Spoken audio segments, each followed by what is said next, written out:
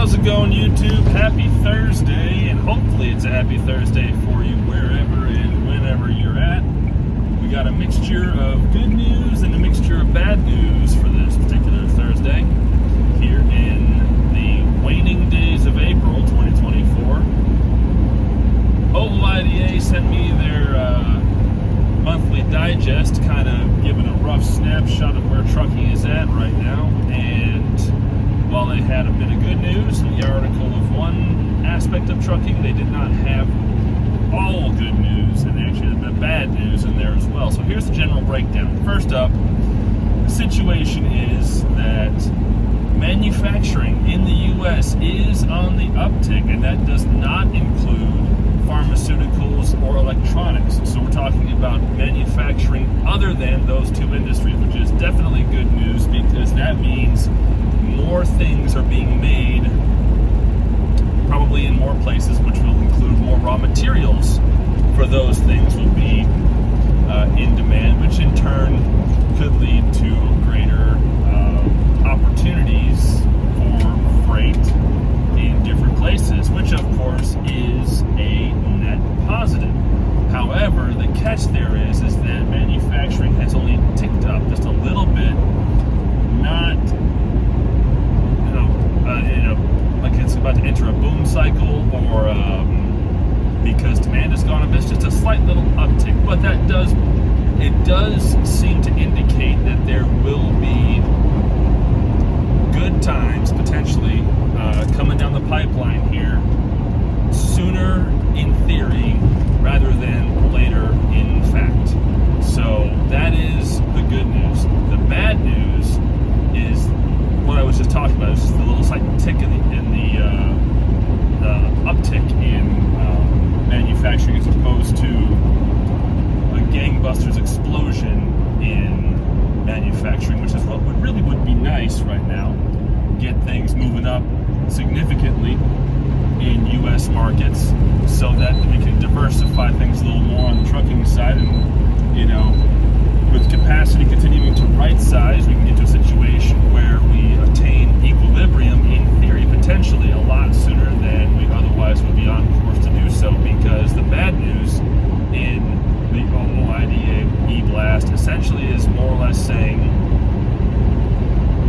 it's not going to happen anytime soon. That's the general summary of it. We've still got tough sledding ahead.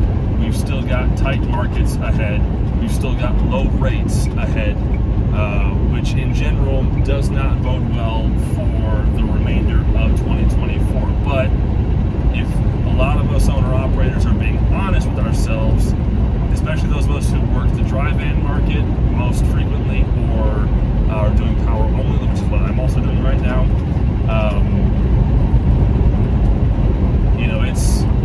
rates are still depressed, fuel is still too high, cost-wise anyway, and we just aren't seeing the critical factors quietly beginning to turn themselves in the direction that we would need for real true signs of a market turnaround to be on the horizon.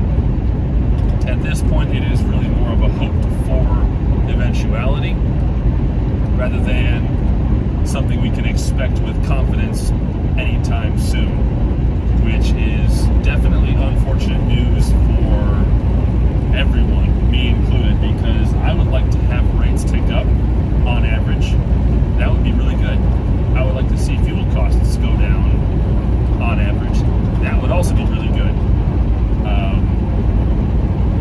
because even though we're still in a contracting phase with trucking, those of us who really do want to survive and who really want to make their businesses work, it's like we need rates to come up and we need fuel to go down, not separately. That needs to happen more or less in tandem, which means, again, like I've said before, we need a revised approach to energy in the U.S., meaning we need to be self-reliant in our fossil fuel production. We need to restart really increasing domestic energy production. Otherwise, at some point, it won't be inflation that is driving up the cost of consumer goods and groceries. It will be the cost to get those consumer goods to the market will be driving price increases rather than inflation and shrinkflation. So it's going to, at some point, groceries are going to get more expensive, not because of inflation, but because it's costing us as truckers and trucking companies more than it should to move those goods from point of origin to either the final mile distribution center or to the actual point of sale itself. And speaking of groceries, we're coming up on produce season, which is another note that this e-blast had in it, which in produce-rich areas, Florida, Georgia, Alabama, perhaps Mississippi, Louisiana, parts of the Carolinas, places that do a lot of watermelon, peaches, strawberries, oranges. There is some positive-ish signs down there in that, load to truck ratios are contracting in favor of trucks because there are, let me rephrase that. Load to truck ratios are, I think the general consensus are favorable for trucks because a lot of the carriers that are going to be doing produce or pivoting to produce, those carriers will be temporarily exiting dry van, flatbed, and reefer general work, so that will increase opportunities for us in those markets, at least through produce season, which I think is end of April through mid-June, maybe, give or take, something like that. I am not well versed enough in the produce market to really have a firm grasp on that. I don't do produce loads. I haven't done a produce load it's been at least 2 years, because the last time I did a produce load, it was a little watermelon out of Georgia, I believe, or maybe very North Florida, just across the line from Georgia. And I brought it up to a grocery distribution center in central Indiana, not near Indianapolis, but further away, like somewhere in the Outlier, Indianapolis region. It was Kokomo. Anyway, it was somewhere that was not right near Indianapolis, but it was probably something that served Indianapolis market. It was had a load of watermelon, and one of the skids, one of the cardboard containers of watermelons, one of the walls caved in, and so the one skid collapsed on top of the other beneath it that had given way, and there was a mess of watermelon in the trailer. Had to get that washed out. That was fun to deal with. And that's also why I don't do produce loads, is because, like raw cotton seed loads, cleaning that up when all said and done is either expensive, time-consuming, or both. So I leave that to folks who want to deal with produce because that's their jam. They have contracts for it, and hey, that's great. More power to you. I'm a dry van guy for the time being. Maybe one of these days I'll do flatbed, but that's down the road. But anyway you slice it, the overall good news, to get back to my original topic here, is that there is potential for upturns in domestic trucking markets coming soon, maybe. Obviously, things are still very much could go either way. We could see a big downturn in markets as we get close to the end of 24. We could see a big upturn. We could also see a lot of speculation as we get closer to the election, and depending on if Biden and Trump actually debate, which at this point, that's anyone's guess, if that even happens in the first place, considering how special Mr. Biden is in the head right now, and also how, shall we say, disinclined to have a pleasant conversation in front of a camera Mr. Trump is. The odds of there being presidential debates at this point, I think, are pretty remote, and it's a lot of what's going to happen in Election Day this November, I think, is going to come down to, let me rephrase, I'm on the wrong thought here. A lot of what is going to inform market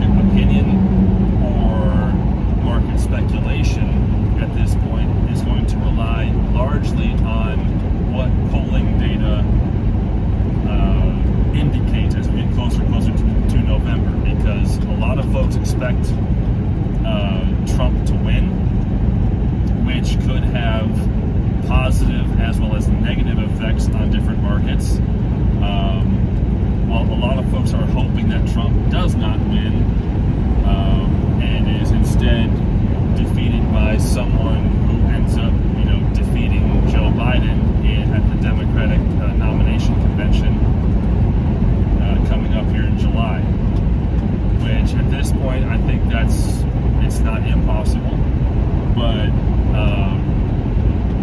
the state of American politics, as we all know, it's nowhere near settled. It's going to be an absolute dumpster fire from now through Christmas. Doesn't matter who wins at this point. It's going to be, we're still in the rough times without question. And what would be better for the U.S. economy is if domestic energy production was still a critical factor. Not domestic green energy, but domestic fossil fuels.